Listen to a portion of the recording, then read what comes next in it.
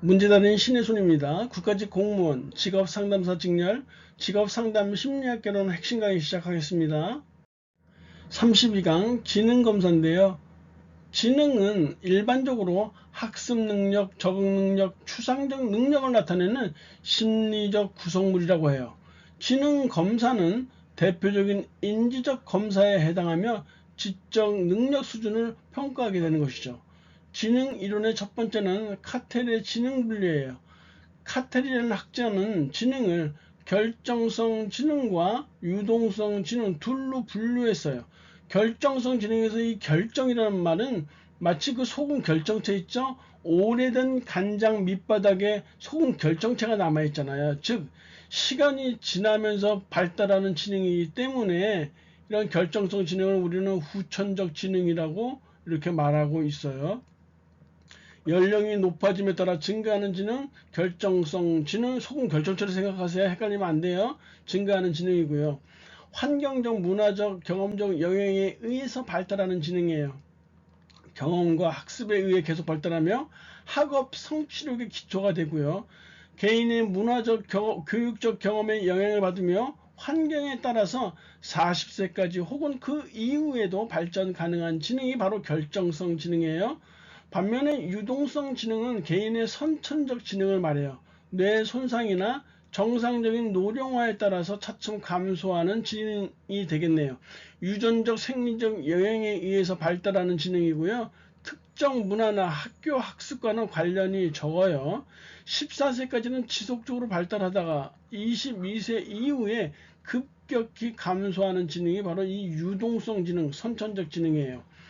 젠센의 2수준 지능 모형이라는 것이 있는데, 젠센이 말하는 1수준의 지능은요, 정보를 수용하고 저장한 후에 단순하게 재생하는 능력이에요. 그리고 2수준의 지능은 정보를 변환하거나 조작하는 등의 복잡한 정신 과정의 능력이 젠센이 말하는 2수준 지능이라는 사실이요. 스피어만의 지능 2요인설이 있어요. 첫 번째는 일반 요인이고요. 두 번째 특수 요인인데요. 일반 요인은 모든 개인이 공통적으로 가지고 있는 능력으로서 여러 지적 활동에 작용하는 요인이에요. 일반적인 인지 과제를 해결하는 데 필수적으로 요구되는 능력과 연관되어 있어요. 예를 들어서 일반적인 정신작용이라든지 추론 능력, 기억력, 암기력 등이 여기에 해당되어져요. 반면에 특수 요인은요, 일반 요인만으로 해결하기 어려운 특수한 과제를 수행하기 위한 구체적 능력을 말하는 것이에요. 언어나 숫자와 같이 어떤 특정 종류의 인지 과제를 처리할 때의 능력과 연관되어지는 것인데요. 예를 들어서 언어 능력이나 수리 능력, 기계적 능력, 공간적 능력 등이 바로 이 특수 요인에 속하게 되네요. 서스톤의 기본 정신 능력 모형은요, 서스톤이라는 학자는 지능은 언어 요인, 수 요인, 즉 숫자 요인이요. 기억력, 공간관계, 지각속도, 언어 유창성, 추리력 등의 이런 7개의 요인으로 구성되어 있으며 이런 능력 요인을 기본 정식 능력이라고 이렇게 규정진 바 있어요. 이것이 바로 서스턴의 기본 정식 능력 모형이에요. 스턴버그의 3원 지능 모형이라고 있는데 이 스턴버그의 3원 지능 모형은 맥락적 지능 이론, 경험적 지능 이론, 성분적 지능 이론 해서 우리가 맥경성으로 외운 바 있었어요. 맥락적 지능 이론은 맥락적 요소라고도 하는데 개인의 지적 행동을 판단하는 기준은 판단의 맥락과 과정에 따라서 다르게 결정된다라고 보는 지능 이론이에요. 이 맥락적 요소의 역할이 큰 사람은 외부 환경에 적응하는 능력이 뛰어난 사람이에요. 경험적 지능이론, 경험적 요소는 지적 능력은 이미 다룬 경험을 쉽게 처리하는 기능과 생소한 경험을 적절히 다룰 수 있는 기능으로 구분할 수 있다라는 이론인데요. 이 경험적 요소 역할이 큰 사람은 창의력이 뛰어난 사람이다라고 볼 수 있네요.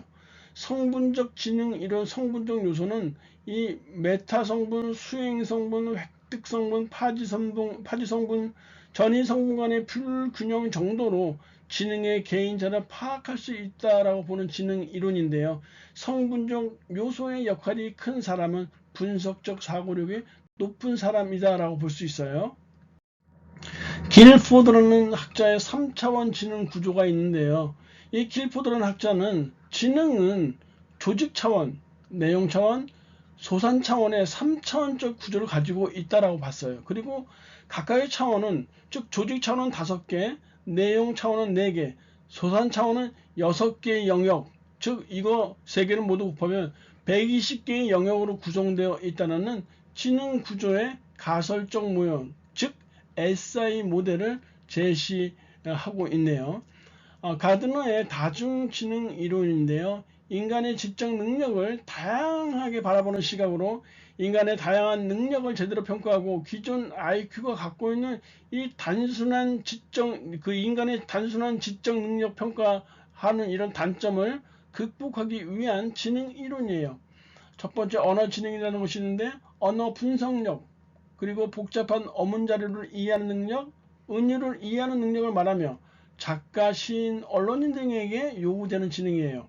논리 수학 지능은 산수 연산이나 상징적 논리력을 말하며 컴퓨터 공학자나 수학자 등에게 필요한 능력이고, 음악 지능은 음악뿐만 아니라 소리와 관련된 모든 능력을 말하며 작곡가나 피아니스트 등에게 요구되는 지능이에요.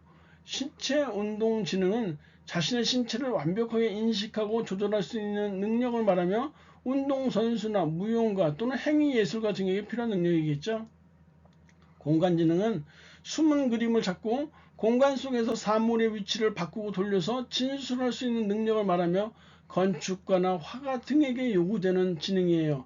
인간 친화 기능은 타인의 동기나 기분, 의도를 파악하고 구분짓는 능력을 말하며 정치인, 종교인, 교사 등에게 요구되는 지능이에요. 자기 성찰 지능은 자신을 들여다보는 능력, 자신의 감정, 동기, 의식 등을 스스로 알고 분석하는 능력이며 소설가나 상담가, 정신분석가 등에게 요구되는 지능이겠죠. 자연 친화 지능은 자연과 상호작용하는 지능으로서 자연현상에 대한 뛰어난 분석 능력을 말하며 생물학자나 공학자 등에게 요구되는 지능을 말해요.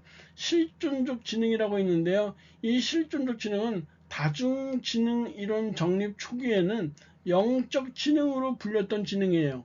인간의 존재 이유와 생과사의 문제, 그리고 인간의 본성과 가치 등 철학적이고 종교적인 사고를 할 수 있는 능력을 말하는 것이에요. 하지만 이 가드너라는 사람은요, 이것을 완전한 지능으로 인정하지 않고 유보한 상태로 있어요. 지능 검사의 종류를 볼게요. 비뇌 검사가 있는데요. 비뇌와 심홍이 초등교육을 받을 수 없는 정신지체를 구별하기 위해 최초의 지능 검사를 할 수 있는 비뇌 심홍 검사를 개발했어요. 두 번째가 스탠퍼드 비뇌 검사인데요. 이 터만이라는 학자가 비뇌 심홍 검사를 발전시킨 검사로 지능 지수 IQ의 개념을 처음으로 도입한 검사라는데 의미가 있어요. 점이 여러 차례 나왔던 것이에요. 개인의 지적 능력을 정신 연령과 신체 연령의 대비를 통해서 비율로서 나타낸 것이에요. 세 번째는 한국판 웩슬러 성인용 지능 검사예요. KWAIS라고 하죠. 내담자의 직무 능력을 언어성 능력과 동작성 능력으로 구분하는 검사고요. 편차 지능 지수를 사용하며 평균 100, 표준 편차 15를 적용해서 산출하고 있어요. 신뢰도와 타당도가 아주 높은 검사예요. 언어성 검사와 동작성 검사로 구분되며 총 11개의 소검사로 구성되어 있어요. 언어성 검사는 기본 지식, 숫자 외우기, 어휘 문제, 산수 문제, 이해 문제, 공통성 문제, 그래서 우리가 기숫, 어산이공 이렇게 외웠어요. 그리고 동작성 검사는 동작이니까 움직임이 있어야 되겠죠. 차례 맞추기, 모양 맞추기, 토막 짜기, 바꿔쓰기, 빠진 곳 찾기. 그래서 우리가 차, 모토, 바빠 이렇게 외웠단 말이에요. 차니까 모토겠죠. 그리고 동작이니까 바쁘겠죠. 그래서 차, 모토, 바빠 이렇게 외웠단 말이죠. 웩슬러 지능검사, 소검사 구분이라는 것이 있는데요. 이 소검사는 11개의 소검사가 있다고 했었어요. 결정성을 파악하는 기본 지식, 어휘 문제, 이해 문제, 공통성 문제가 있고요. 유동성에 관해서는 차례 맞추기, 모양 맞추기, 토막 짜기, 빠진 곳 찾기, 공통성 문제, 숫자 외우기가 있고, 기억에 대해서는 기본 지식, 산수 문제, 숫자 외우기가 있어요. 그리고 속도에 관해서는 바꿔쓰기 문제가 바꿔쓰기 내용이 이렇게 있네. 그래서 겹치는 걸 총 빼면 소검사 11개 이렇게 나오게 되는 것이에요. 한국판 웩슬러 성인용 지능검사 제4판의 구성을 보면요. 언어 이해 지수로 핵심 소검사는 공통성, 어휘 이해가 있고 보충 소검사로서 상식과 단어 추리가 있어요. 지각 추론 지수에는 토막 짜기, 행렬 추론, 퍼즐 있고요. 그리고 보충 소검사로서 무게 비교나 빠진 곳 찾기가 있어요. 작업 기억 지수로는 숫자나 순서화가 있고 보충 소검사의 산수가 있네요. 처리 속도 지수에는 동영 찾기와 기호 쓰기가 핵심 소검사에 있고 그리고 지우기가 바로 보충 소검사에 있다는 거 가볍게 한번 훑어서 외워주시기 바래요. 직상사 기출문제인데 한국판 웩슬러 성인용 지능검사의 중에서 언어성 검사에 해당하지 않는 거. 우리가 언어성 검사는 아까 기숫 어산이공이라고 외웠어요. 그리고 또 하나 반대로 되는 것이 동작성 검사가 있잖아요. 동작성 검사는 참오토 바빠 이렇게 외웠단 말이죠. 그러니까 참오토 바빠의 이 바꿔쓰기 이건 바로 동작성 검사고 언어성 검사는 기숫 어산이공에서 1, 2, 4번은 언어성 검사에 해당하겠네요. 3번이 틀린 거예요. 강의진님 고생하셨고요. 다음 시간에 뵙도록 하겠습니다. 감사합니다.